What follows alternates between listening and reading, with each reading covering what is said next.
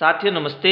तो आज हम कक्षा 9 अध्याय 1 का उदाहरण 4 करेंगे और हमारा प्रश्न है वास्तविक संख्या रेखा पर √3 का स्थान निर्धारण कीजिए।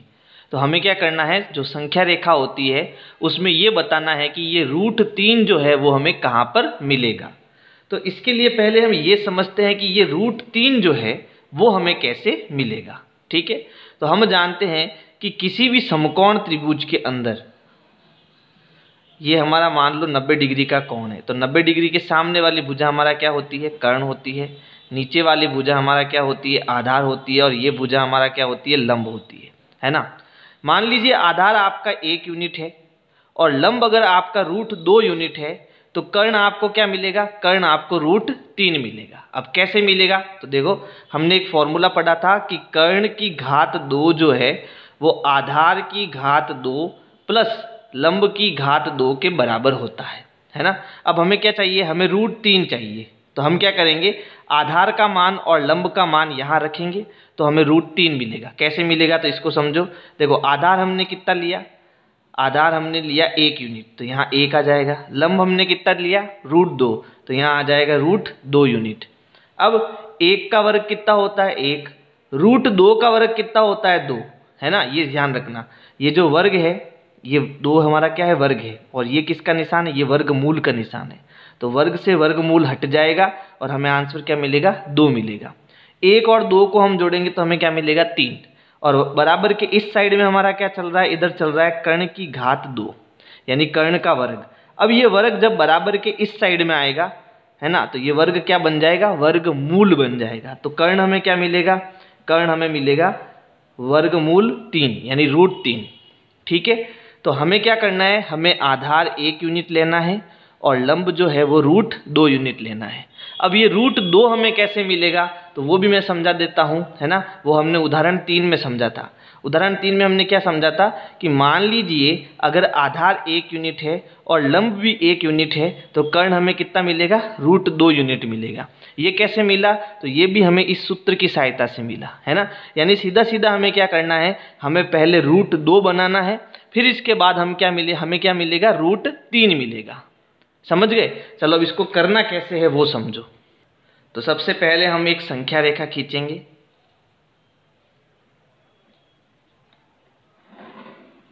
अब संख्या रेखा में क्योंकि √3 ये हमारा कैसी संख्या है, धनात्मक संख्या है, तो ये 0 के इस तरफ आएगी, है ना। तो यहाँ पर मैं यहाँ पर एक बिंदु ले लेता हूँ O या 0 बिंदु ले लेता हूँ और इस बिंदु से हमें 1-1 यूनिट के क्या बनाने हैं, पॉइंट बनाने हैं। अब ये 1 यूनिट का पॉइंट किसकी सहायता से बनेगा, तो प्रकार की सहायता से बनेगा, है ना। जैसे मैंने प्रकार को इतना सा खोल दिया तो ये मैंने कितना ले लिया, 1 यूनिट ले लिया, 1 यूनिट ले लिया। ठीक है, तो मैं क्या करूँगा, यहाँ पर इसको O बिंदु पर प्रकार की नोक को रखकर संख्या रेखा पर एक चाप काटूंगा। तो ये जो डिस्टेंस होगी वो कितने यूनिट की होगी, 1 यूनिट की। फिर इसके आगे यहाँ पर इस पॉइंट पर प्रकार की नोक को रखकर एक और चाप काटूंगा, तो ये हमारा 2 यूनिट हो जाएगा। 0 से लगाकर ये 2 यूनिट, ये भी 1 यूनिट, ये भी 1 यूनिट। इसी प्रकार हम आगे 1 यूनिट का और चाप काट सकते। तो यहाँ पर मैंने कितने बिंदु लिए, यहाँ पर मैंने 3 बिंदु लिए। ये हो गया 1, ये हो गया 2 और ये हो गया 3। सबसे पहले हमें क्या बनाना है, सबसे पहले हमें √2 बनाना है। √2 कैसे बनेगा कि अगर मैं आधार 1 यूनिट लेता हूँ और लंब भी 1 यूनिट लेता हूँ, तो ये जो कर्ण है वो मुझे कितना मिलेगा, √2 यूनिट मिलेगा, है ना। तो देखो 0 से यहाँ 1, ये हमारा 1 यूनिट हो गया। इस बिंदु को मैं A नाम दे देता हूँ, है ना, यानी OA जो है वो हमारा 1 यूनिट है, ये आधार हो गया। अब मुझे लंब जो है वो भी कितना चाहिए, 1 यूनिट चाहिए। तो इसके लिए ये कोण हमारा कितना है, ये कोण हमारा 90 डिग्री होना चाहिए। तो हम क्या करेंगे, बिंदु A से 90 डिग्री के कोण की रचना करेंगे। कैसे करेंगे, तो देखो ये जो पॉइंट है वो A बिंदु पर रखेंगे। ठीक है, तो ये पॉइंट हमने A बिंदु पर रख दिया और ये जो लाइन है वो इस लाइन से हमें मिलानी है। तो ये देखो हमने पॉइंट पर रख दिया और लाइन से लाइन को भी मिला दिया, मिल गई। अब ये लाइन हमारी इधर जा रही है, इधर जा रही है, तो 0 कहाँ है, ऊपर है या नीचे, नीचे। तो नीचे से हमें 90 की ओर चलना है, तो नीचे से हम 90 की ओर जाएंगे तो ये आ गया 90। यानी यहाँ पर हम क्या करेंगे, 90 डिग्री के पॉइंट की रचना करेंगे। अब इस पॉइंट को A पॉइंट से मिलाएंगे तो हमें 90 डिग्री का कोण मिलेगा।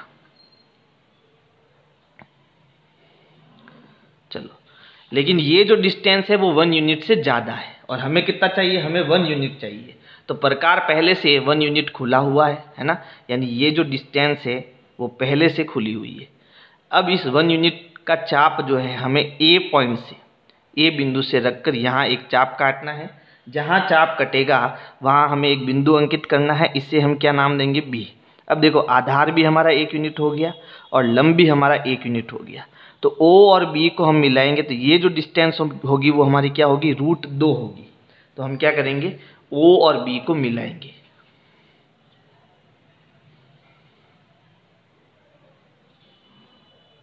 तो ये हो गया हमारा √2।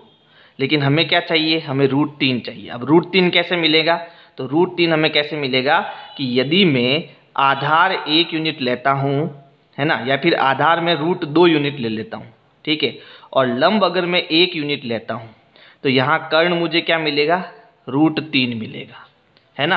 तो देखो यहाँ पर अब मुझे इसको क्या मानना पड़ेगा, आधार मानना पड़ेगा। ये मेरा क्या हो गया, आधार हो गया। अब इस आधार से बी पॉइंट से हमें क्या करना है, 90 डिग्री का कोण बनाना है, वो भी कितने यूनिट का, 1 यूनिट का। तो अब मैं बी पॉइंट से 90 डिग्री के कोण की रचना करूंगा। तो अब क्या करना है, चंदे का जो ये बीच का पॉइंट है वो आपको बी पॉइंट पर रखना है। तो ये मैंने देखो चंदा रख दिया और इस लाइन को हमें इस लाइन से मिलाना है। ये देखो बीचों बीच में पॉइंट आ गया, लाइन भी मिल गई। अब देखो ये लाइन इस साइड में जा रही है, इस साइड में, तो इस साइड में 0 कहाँ है, तो इस साइड में हमारा 0 जो है वो बाहर की तरफ है ना। तो यहाँ से हमें 90 डिग्री के कोण की ओर जाना है। तो 90 कहाँ है, यहाँ पर। तो यहाँ मैं 90 डिग्री का पॉइंट बना लेता हूँ। ये हो गया हमारा 90 डिग्री, ठीक है। अब बी पॉइंट को हमें इस पॉइंट से मिलाना है।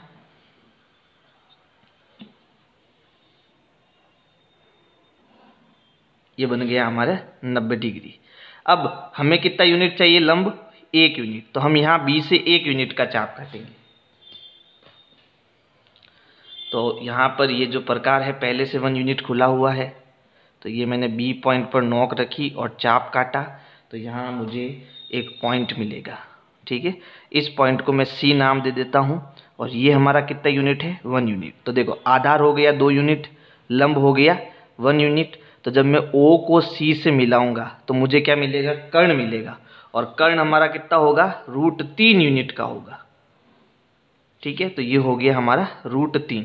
लेकिन ये जो √3 है हमें कहाँ चाहिए, हमें संख्या रेखा पर चाहिए। तो संख्या रेखा पर वो पॉइंट लाने के लिए हम क्या करेंगे, प्रकार को जो है ओ बिंदु से सी बिंदु तक खोलेंगे। ये डिस्टेंस कितनी हो गई, ये √3 की डिस्टेंस हो गई, है ना। अब क्या करेंगे, अब प्रकार को सी पॉइंट से हम नीचे की ओर घुमाएंगे।